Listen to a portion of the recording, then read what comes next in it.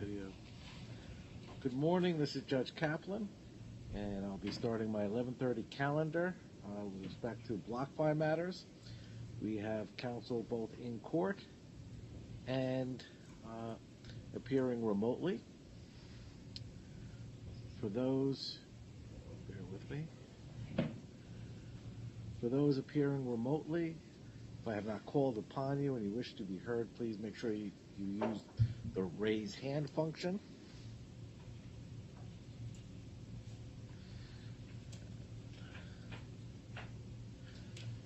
All right. Good morning. Good morning, Your Honor. Kenneth Aulett of Brown Rudnick for the Plan Administrator. I'm joined by my partner Tristan Axelrod and Associate Matt Sawyer, as well as my co-counsel from Genova Burns, Don Clark. Oh, and my partner Dan Healy as well. All right, thank you. We have several matters on the agenda. I will ask those who are appearing on these matters to enter their appearances when we get to each particular matter. I want to make sure we're actually a couple minutes early. Do you want to begin setting the stage for this morning, Mr. Aulett? Yes, thank you, Your Honor. So this morning, if it works for Your Honor, what I propose is that we give a short status update on the progress of the case, and then we have essentially two different matters. We have the Van Tubergen motion, and then we have essentially a number of matters that are all related to the D&O litigation. And what I'd propose, Your Honor, is that we handle the Van Tubergen motion first, and then for the D&O litigation, we thought the order that made the most sense would be the motion to enforce the plan, then the motion for remand that was filed by the Plan Administrator, and then finally the motion to lift the stay that was filed by certain directors and officers. All right. I somewhat anticipated hearing them all together. They're so interrelated. I think that would make the most sense. What about the omnibus objections? So, Your Honor, we have received no responses to the 18th and 19th omnibus objections, and we would propose that those be heard on the papers. All right. Now, there was one of the claims for which counsel requested an adjournment. I believe I resolved yesterday was with Mr. Straffy's client to get the matter on the papers. Yes, Your Honor, and you gave us a week to file a reply since I believe his opposition was filed yesterday, right. So we will get that on file as well. All right. So with respect to those motions, the 18th and 19th omnibus motions, the court will adjudicate those on the papers and will apprise parties of the resolutions. Thank you, Your Honor. And then there's also one other unopposed motion, the wind-down debtor's motion for the entry of an order extending the period to file and serve objections to claims. That's docket 2210.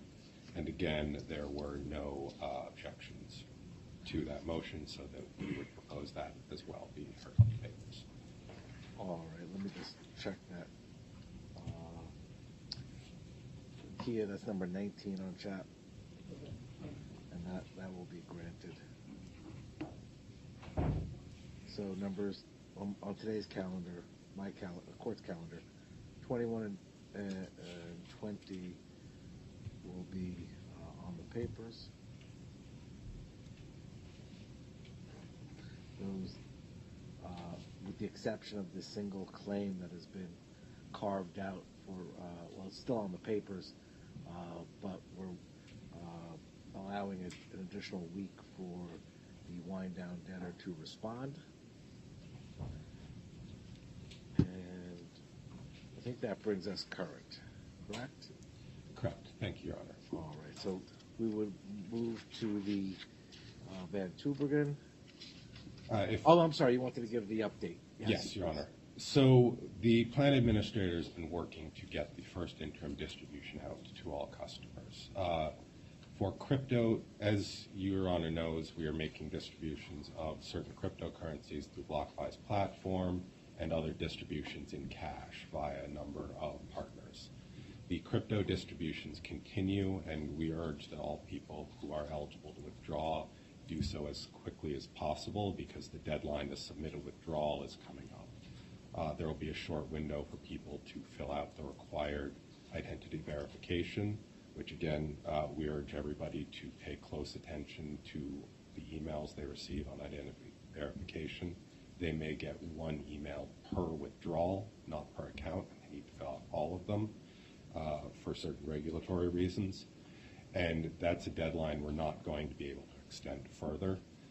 We do have plans in the works to transition potentially to a third party to allow further crypto distributions, but there's no guarantee that that will be a quick process. So we'd like everybody who can submit a withdrawal to do so as quickly as possible, because we will be shutting the platform down and not have the ability to continue to process those payments.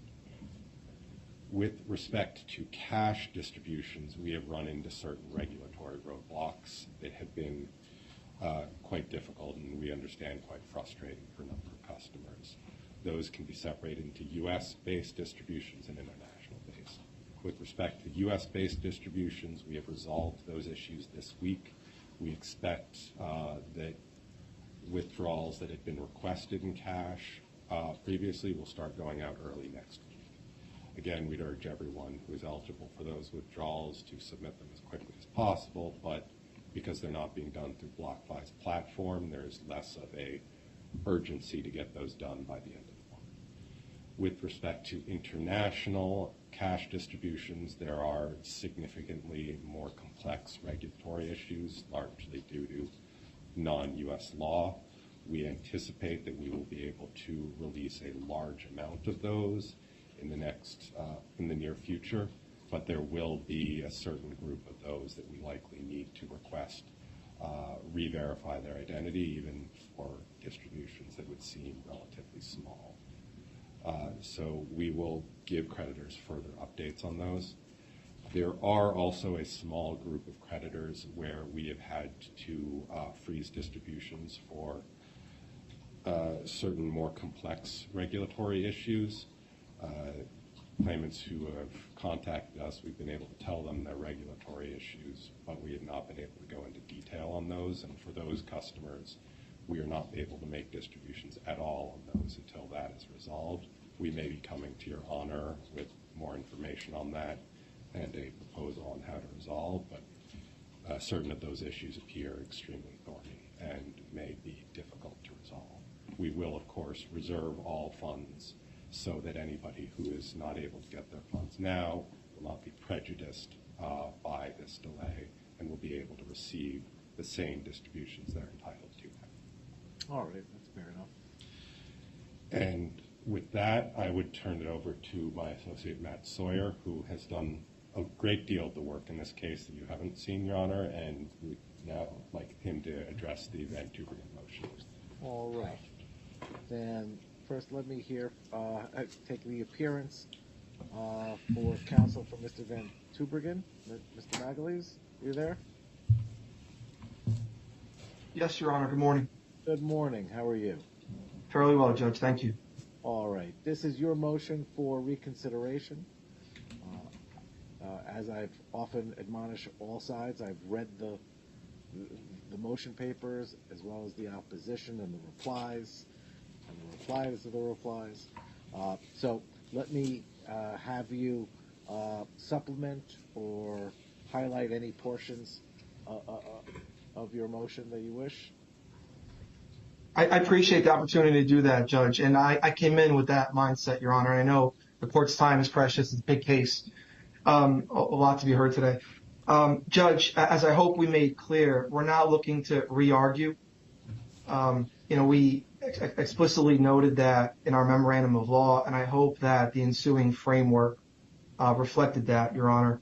The procedural standards for the motion, they are what they are, and I don't think that's in dispute.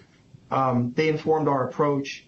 We're mindful, Your Honor, that courts should not lightly undo their prior, very recent rulings. The legal system couldn't function that way. But thankfully, as we say, we have a rule scheme that does take account of situations like we believe are presented by the instant one, where there are genuine grounds to alter and amend, whether on the basis of cause under Rule 3008 and 502J, or under, I'll call it the catch-all, any other reason that justifies a relief under Federal Rule 60b-6. And the full framework is set forth in the papers, Judge. But my initial point here, Your Honor, is that we're looking to work within the latitude afforded, and equally important, within the reasoning of the decision, because we're not looking to re-argue. And therefore, our arguments, Judge, have been premised on evidentiary considerations and also other legal theories outside of a breach of contract theory that we believe warrant some additional consideration. And as to our evidentiary points, they were set forth in the papers, Your Honor. You're aware. We believe that value was only proven by claimant.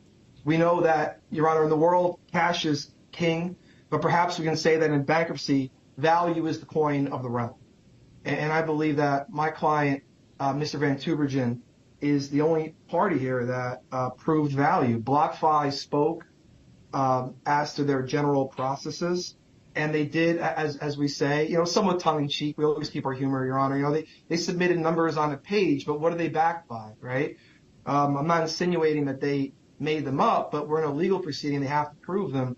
Only Mr. Van Tubergen submitted a verifiable form of market data through the Gemini data, which we've spoken enough about and made the point that they were the depository reference. But, my client and I were speaking yesterday, and he made the point to me, we've read and reread Ms. Marquez's testimony, which is obviously our other evidentiary argument that she was more of a corporate spokesperson, not a fact witness per se.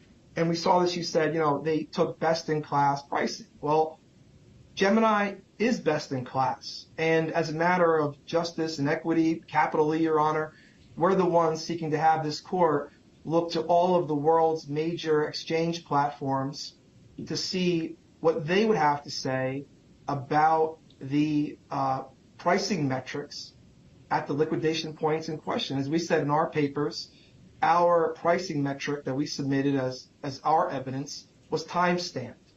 And we will stand by that.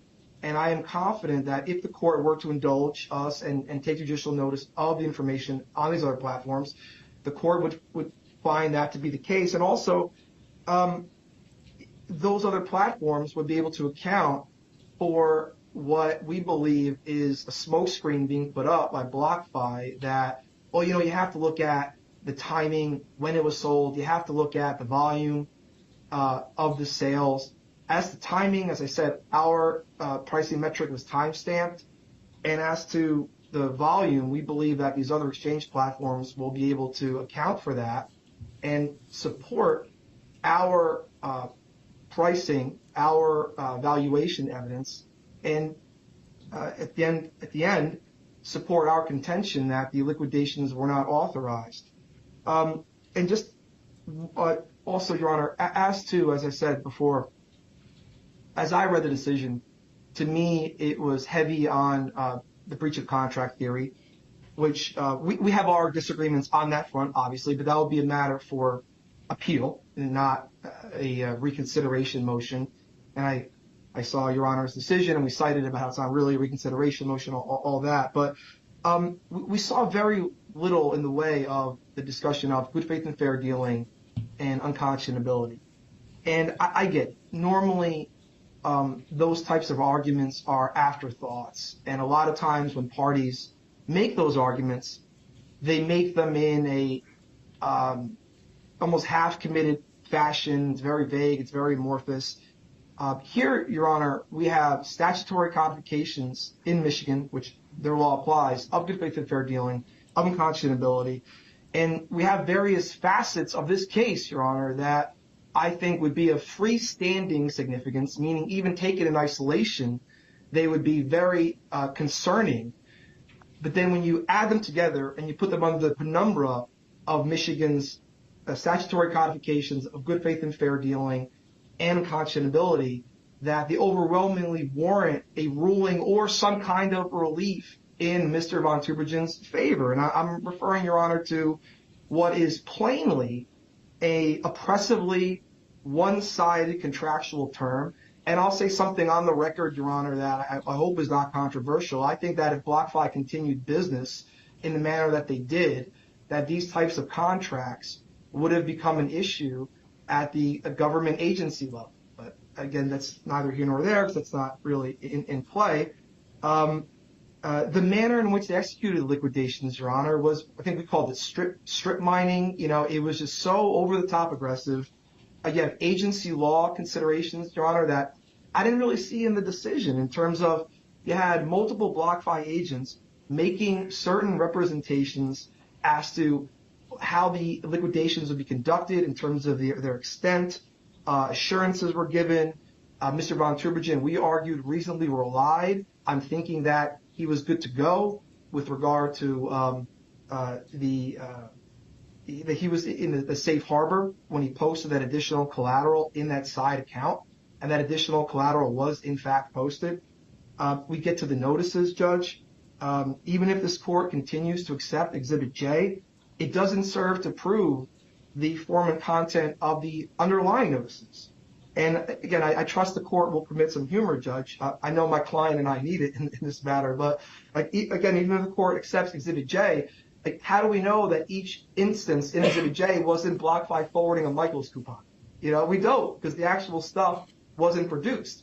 The notices that were produced, however, raised concerns, and we've mentioned this now a couple times, Judge. I don't believe that it was in the decision.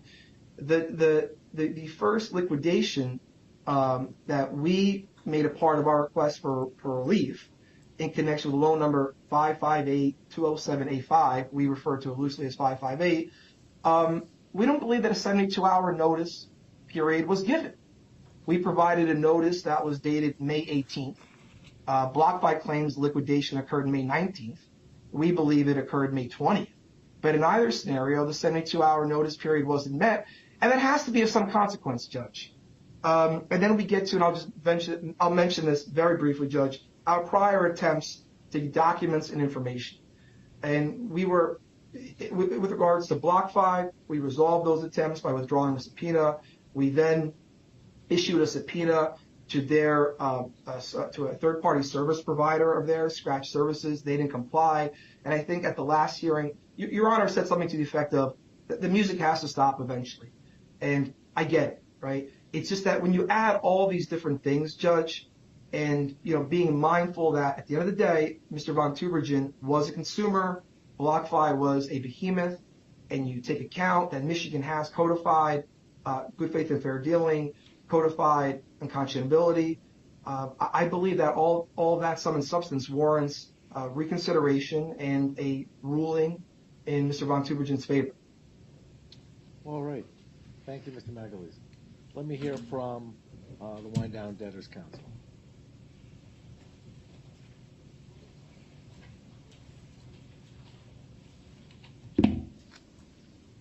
Good morning, Your Honor. Good morning. I think it's still morning. It is. Matthew Sawyer with Brown Rudnick on behalf of the Wind Down Debtors. I will take, I think, cues from Your Honor. I will try to be brief. There's been a plethora of submissions and argument, and so I will try my best to be short and sweet. Your Honor, we think that this boils down to really one issue. The issue is what the terms of the agreement that Mr. Van Tubergen and BlockFi entered into say. Mr. Van Tubergen, as I believe your decision notes, was a sophisticated party. He sought to make fairly leveraged bets on the price of cryptocurrencies. BlockFi was willing to lend to Mr. Van Tubergen. BlockFi was not willing to accept the price risk that Mr. Van Tubergen was willing to accept, and BlockFi was not willing to insure those bets. The LSAs that these parties entered into reflect that agreement.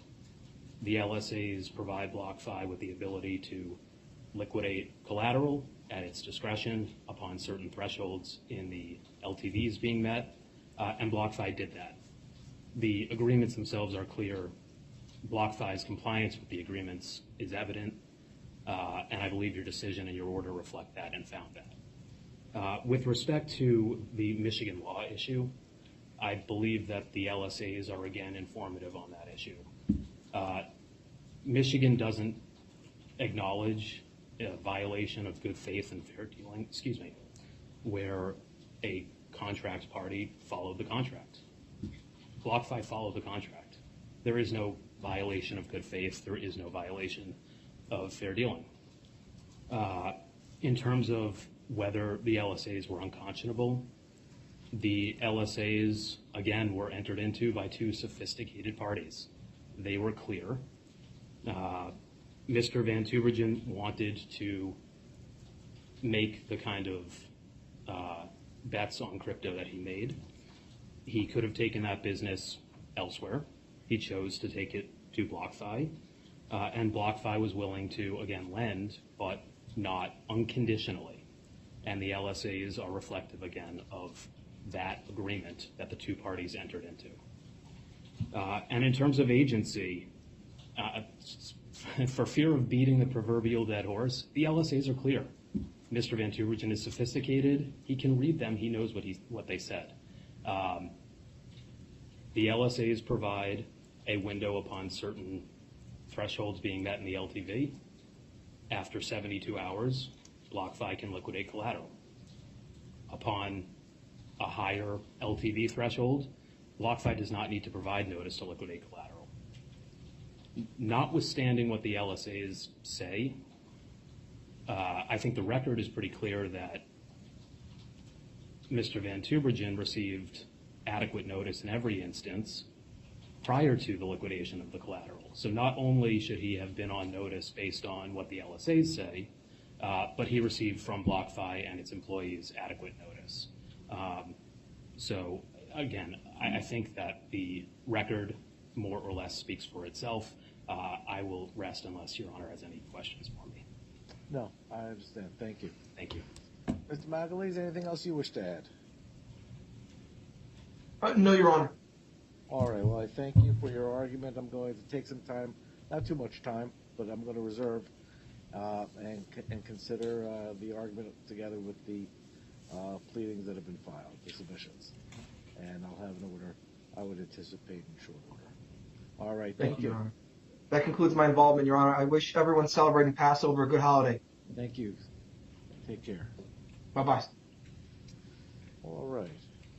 Then that motion is on reserve. And we can proceed to, we'll call generally the D&O issues.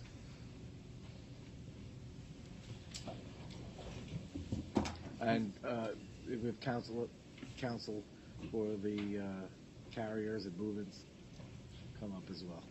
Thank you. Tristan Axelrod, Brown Rudnick for the wind down debtor. I believe it's just one of them, BlockFi Inc., on these matters.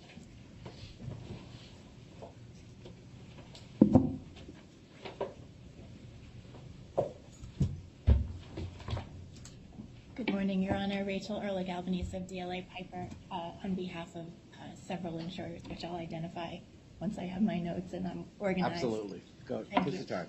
Thank you.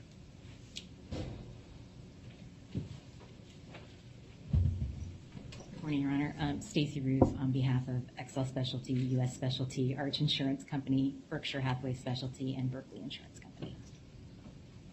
Thank you. Good morning, Your Honor. Robert Benjamin, Kaufman, Borges, and Ryan on behalf of National Union Fire Insurance Company of Pittsburgh, Pennsylvania. Thank you.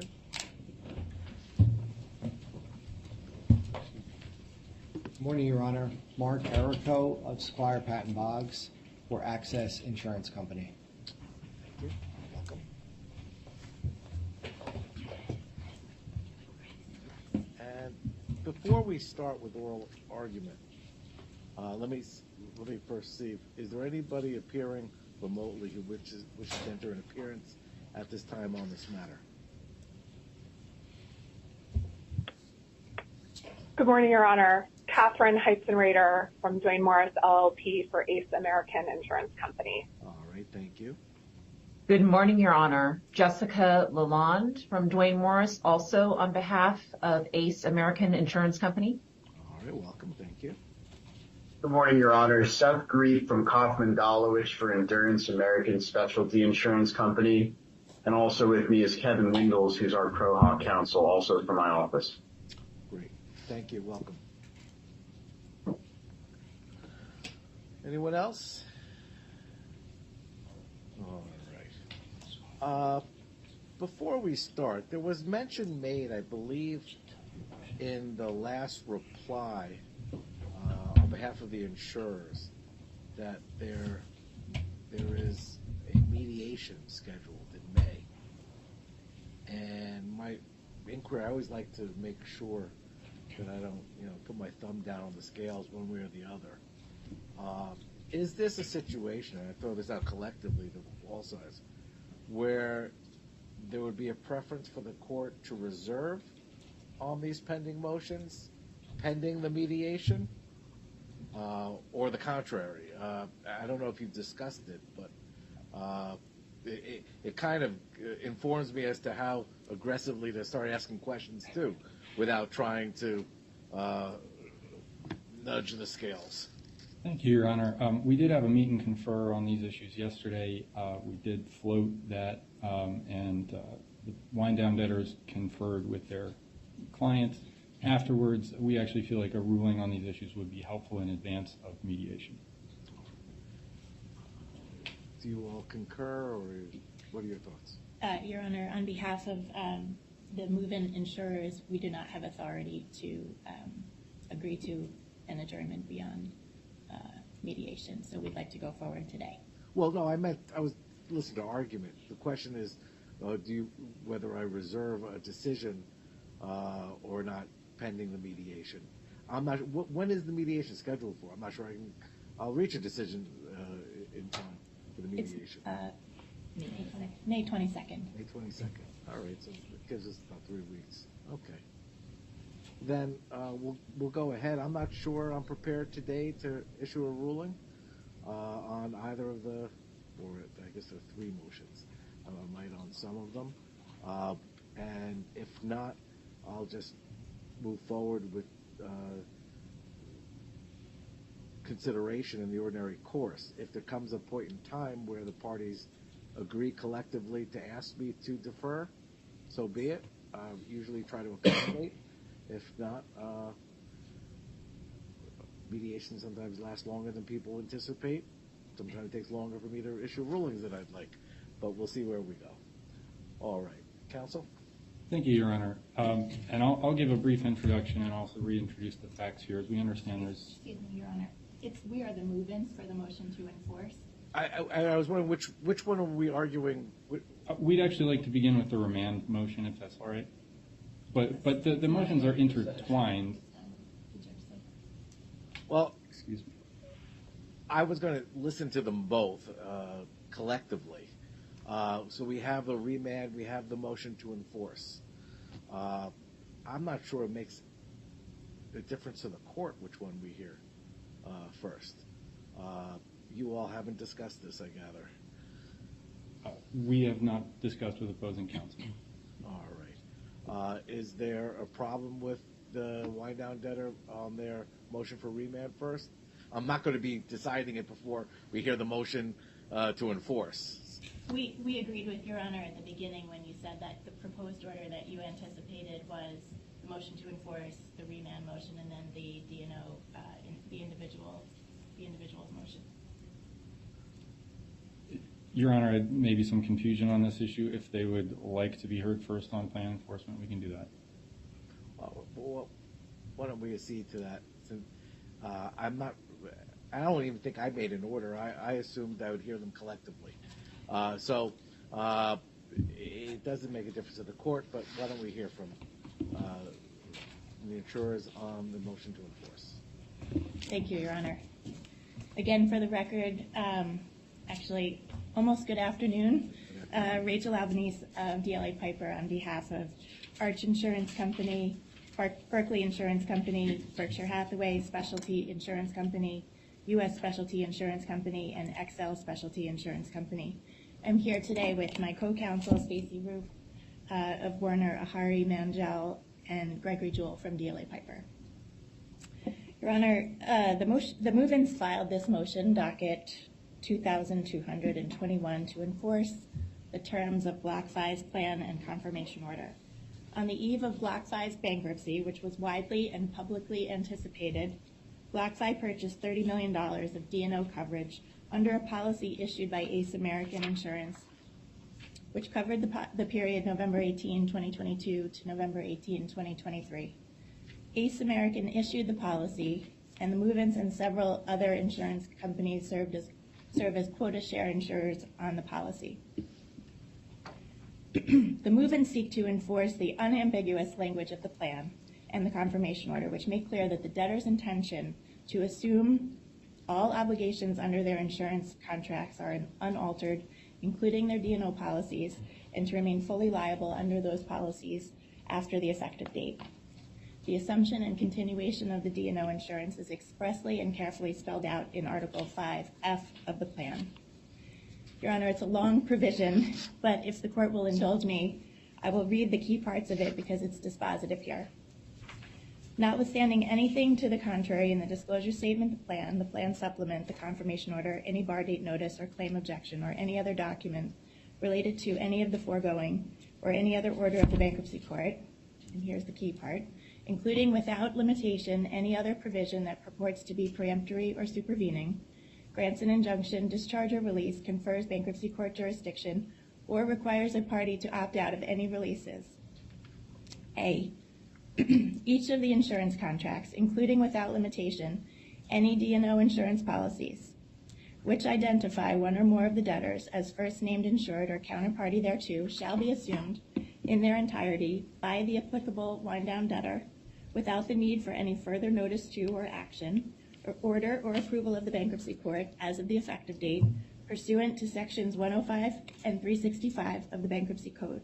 B, on and after the effective date, the wind-down debtors shall become and remain liable in full for all of their and the debtor's obligations under the insurance contracts, regardless of when any such obligations arise, and all insurance contracts shall revest in the applicable wind-down debtors unaltered.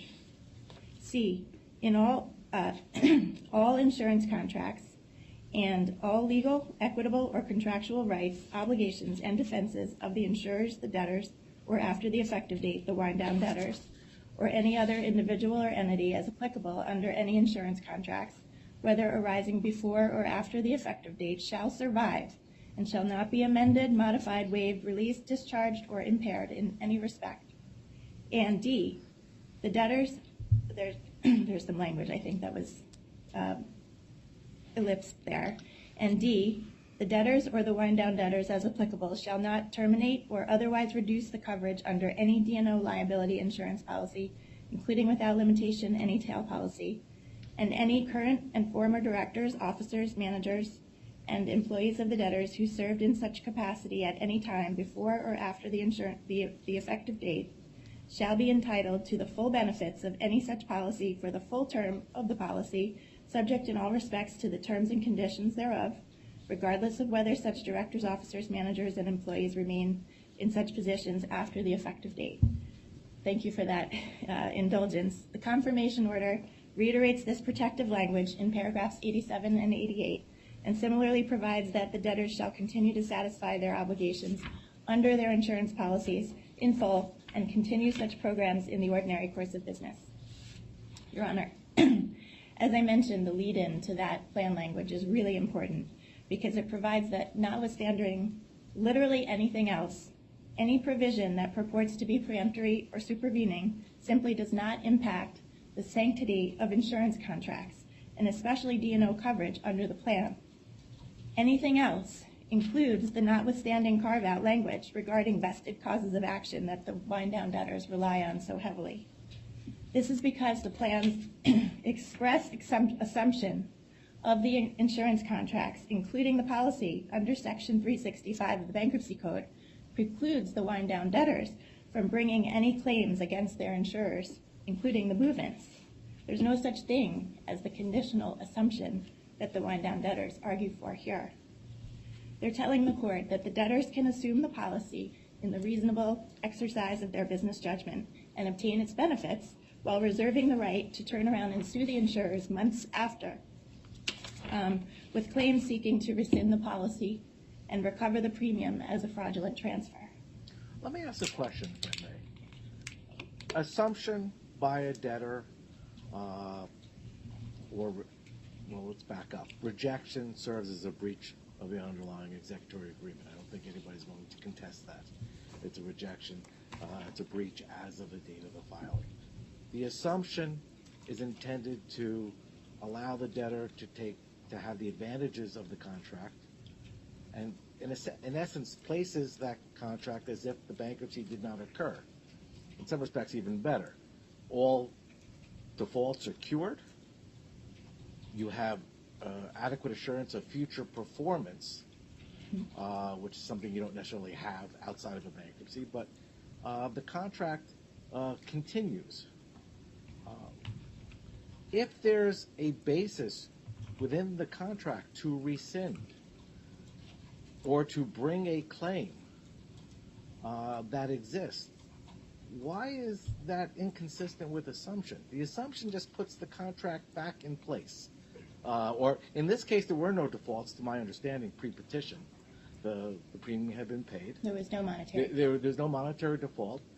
It's an executory contract, which the debtor has to either assume or reject, one or the other. It assumed the agreement, which now takes it out of that province of the bankruptcy code. It's now mutual obligations going forward. But why does that mean that within the contract itself there cannot be a basis to rescind? I'm not ruling one way or the other as to whether there is a basis to rescind. But just as there might be breaches post-assumption, there's language if there are provisions within the contract, or if there's a basis outside of the contract to bring suit for a fraudulent transfer. How is that inconsistent with Your assumption? Honor, that answer is easy because that basis existed prior to assumption. If they had a problem with the terms, with the way that the policy was arranged, with the cost of the policy, with any of the other arguments that they make, they could have chosen not to assume the contract, to reject it and pursue those claims. They could have brought the lawsuit prior to confirmation, which required assumption. They specifically incorporated assumption as an element of their committee settlement. And assumption, Your Honor, the cases are clear. The contract assumption defense is claims that are existing before assumption are waived in connection with assumption. You can't cure and then pursue claims. And this is actually pretty clearly demonstrated in the Terracone case that we cited, because there the court refused to allow the debtor to conditionally assume a lease by paying rent into escrow and continuing to litigate fraud and rescission claims against the landlord. And the court said, if the debtor wishes to pursue its cause of action for a rescission of a lease, it obviously should not assume this contract in this court. This is exactly the situation, different facts, but exactly the same legal principle. The committee, now the wind-down debtors, were aware of their complaints about the policy early on in the case. So by choosing to assume the policy, they then gave up the right to pursue those claims. And that would also apply to fraudulent transfer claims? Correct, Your Honor. Because in the Network Access Solutions case, the court found that authorizing assumption as an exercise of sound business judgment, as was the case here, was the law of the case, and it demonstrated reasonably equivalent value, which precluded claims for fraudulent transfer. And the court noted if the Congress had intended to deprive contracting parties of money and benefits they received, or I added benefits, they received pre-petition, why would Congress require that all defaults be cured prior to assumption? Since 365 requires all amounts due under a contract to be paid in order for the contract to be assumed, the pre-petition payment cannot be cured if it's avoided. And there, the payment concept is you can substitute benefit. And the Centrix case makes this clear as well, in that the majority of courts have recognized the contract assumption defense as a complete bar to the trustee's avoidance powers, and noted that the reasoning behind the defense applies with even greater force to fraudulent conveyance claims. Similarly, in the Vision Metals case, the court would not condone the debtor's fraudulent transfer claims against a counterparty to an assumed contract, because at the time the contract was assumed, the debtor's right to pursue fraudulent claims had arisen, just as I said before, and by assumption of the agreement, it waived those claims. All right, thank you. Continue. Okay, thank you. So you actually anticipated the next section of my outline, but essentially, it's clear from these cases, Your Honor, that the wind-down debtor's convoluted theory of conditional assumption has no merit. And even if Your Honor were willing to entertain this theory, the carve-out language at the end of Article 5F doesn't help the wind-down debtors with respect to the move-ins. There are no vested or retained causes of action preserved against my clients, the move-ins. And to the extent the wind-down debtors rely on the general catch-all language of the schedule in the retained causes of action, preserving any and all causes of action, it's trumped by the very specific language in the plan requiring the debtors to pay for and maintain their insurance policies in full and to remain liable under those policies. There's ample and uncontroversial case law supporting this canon of interpretation. Your Honor recognized this in the Crumbs Bake Shop case, and Judge Dorsey's Mallinckrodt decision from April 2nd collects cases on this issue, the specific controls over the general. How do you address the language included in the plan provisions and the order confirming the plan use the phrase including, which is not one of limitation? I can point to most authorities that advise that including. You don't need to even have the language, but not limited to. It simply included avoidance actions or the vested causes of action. Why is that a bar to other types of claims? Because, Your Honor, that entire carve-out is subject to the initial language in Article 5F of the plan, which says notwithstanding anything else, including anything that purports to be peremptory or supervening. That carve-out says notwithstanding anything else in the plan, but that's subject to the other language, which says that everything has to continue, and that the benefits of the policy are there and available for the post-effective date. And doesn't the language that the wind-down debtors rely upon, which preserve their ability to pursue against the insurers relative to the D&O policies, the various claims, also have the similar notwithstanding anything in the plan language? Yes. So we're dealing with two provisions that say notwithstanding. But the language in the lead-in to Article 5F is double supervening, because it says notwithstanding any other language that purports to be supervening, this language takes precedence. But, Your Honor, also, they listed one insurance company or two insurance companies in the carve-out. If they wanted to list all of them, if they wanted to pursue their claims against all of the insurers, they could have listed them. This is a classic example of specific controlling over the general. So, and I think in your papers you indicated that it didn't reference your clients. That's because they didn't identify each and every insurer under the policies? They did not identify each